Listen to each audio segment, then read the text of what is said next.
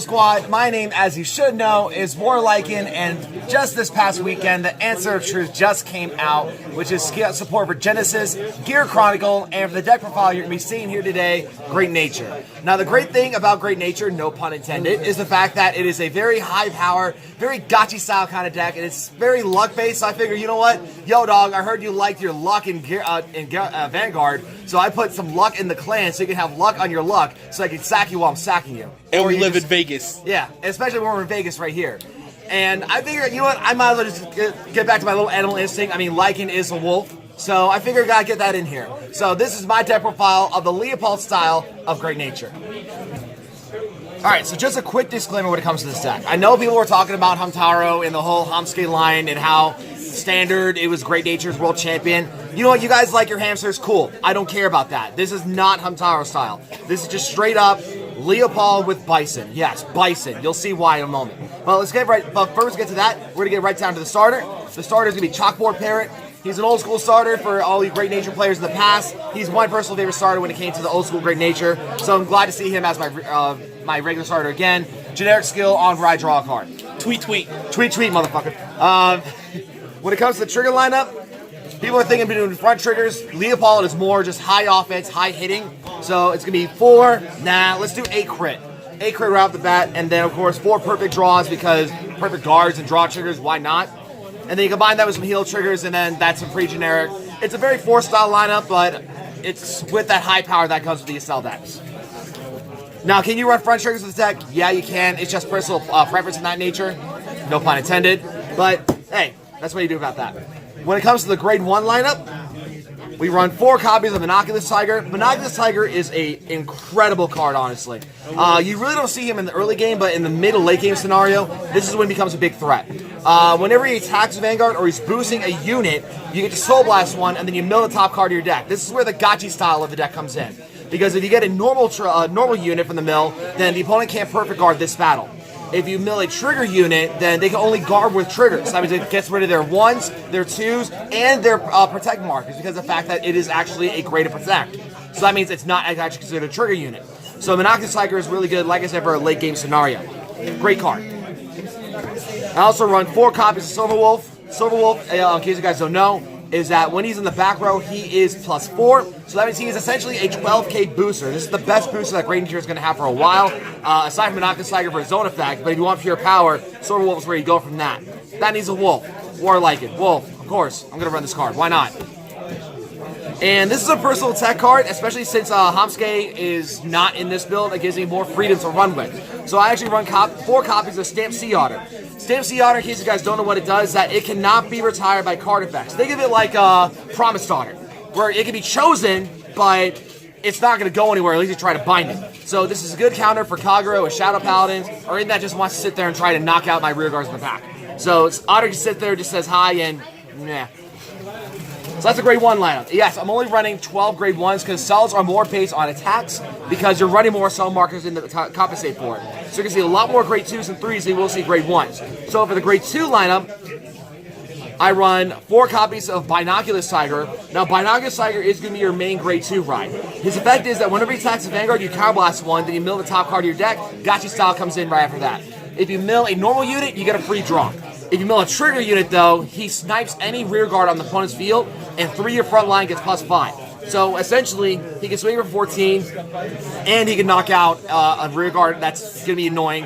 It's good for countering anything that's going to be annoying in the back row. Like, for example, Gear Chronicle has Mayonnaise, or there's Melissa in the back row for Cumin, or Melissa for Genesis or Cumin. Anything that gets annoying in the back, if you see Airmo in the back, you can knock it out that way. It's got good counters for that kind of measure.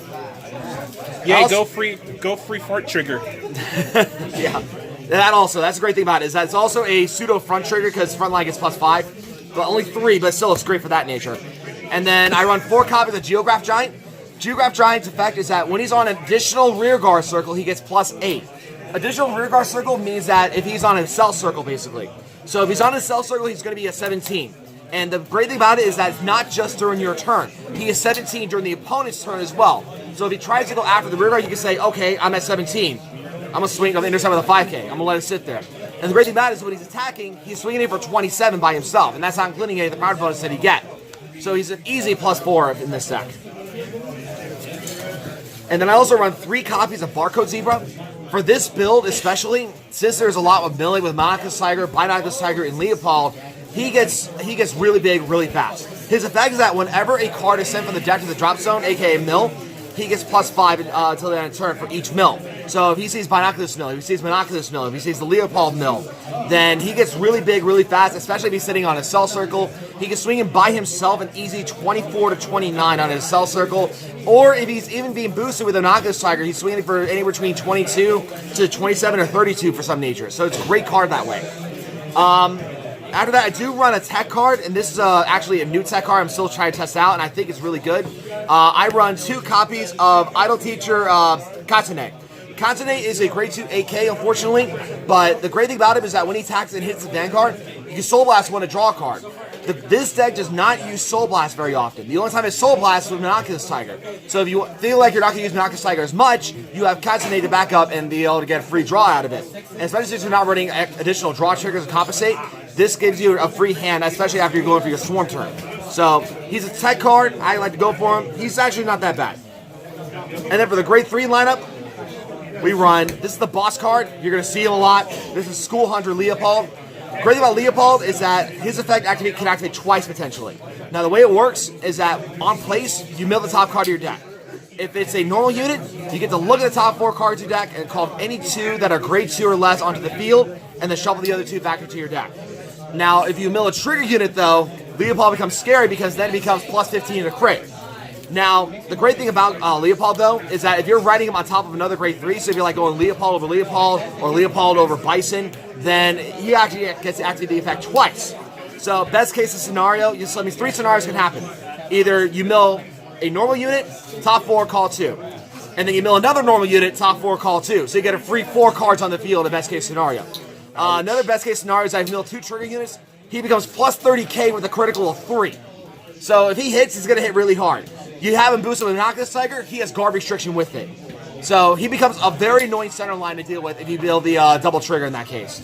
So this is one time where you probably want to sack out that kind of thing. And you can also even get one of each of them. You can get, call 2 and then he gets 15 in a crit. Field Swarm and criticals, why not? And then last but not least, this is going to be the Y card of the deck because you're just going to sit like, why the hell are you playing this card? Yeah, it's 4 copies on Instructor Bison. And Bison, why not? So Bison's skill. Whatever he attacks, you counterblast 1, you give any other rear guard +5. And if Bison is the Vanguard when you activate this effect, you get to stand that rear guard. The great thing about Bison is that if you're riding him and you have Geograph Giant on the cell circle, then he swings for 27, then Bison attacks, +5, stand the Geograph, swings for 32. That means the opponent has to deal with 2 Geograph Giant attacks that are at least 27k each, not including drive checks. That's why people think, like, Bison really is an underestimated card, and I love running him, honestly. And even on the rear guard circle, giving us something an extra power boost really helps those magic numbers to help force out 2 cards in the opponent's hand for each attack. But yeah, that's pretty much it. That is how the deck runs. That is how I'm running this deck, and I love it, honestly. I've been running this deck since Sneak Peek, and it's been doing great for me. And it is easily a rogue tier deck because of the fact that it is high power. Yes, it did win world championships. Yes, Great Nature did win worlds, but that's the Hamtaro line. That's if you want to run the stupid hamster guys. I don't care about hamsters. I like running predators. I'm not little hamsters, little prey guys. But yeah, I like running high power, and this is easily a rogue style deck. So I actually would say give this a shot. It is a great deck to run. High power, high easy. It's just fun. I'm just going to say that.